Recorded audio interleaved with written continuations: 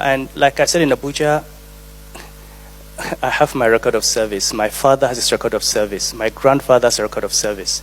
We cannot be intimidated by somebody because you're president or you're a governor, and we cannot tell you that you're wrong.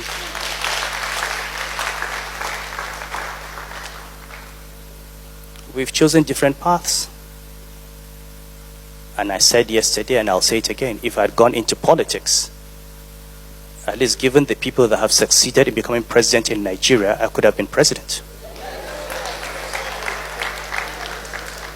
Or I could be governor. So that I choose not to go into politics does not make me a subordinate human being. And this is what we all have to learn as Nigerians. We take too much rubbish. And we're all too afraid, too much in our comfort zones. And by the time these guys finish with us, our children will not have a nation. And this is the real challenge that we face. How do we stand up? How do we retrieve our nation? How do we go back to that vision that we had? How do we give our children the opportunities that we have had? And even better.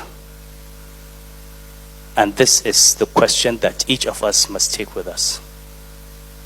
And the only way to do it is, if you're not in politics, you must hold those in politics to account. It's not a comfortable situation to be in, but believe me, when people are incompetent and they don't like you, you wear their dislike as a badge of honor.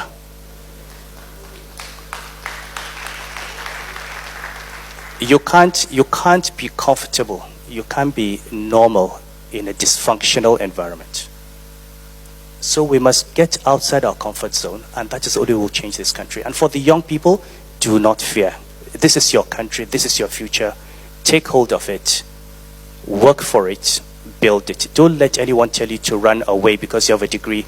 Go to England, go to America, go to France. This is your country. You're coming back here. So let's work to build one for you. And you help us build this country for you. Thank you very much.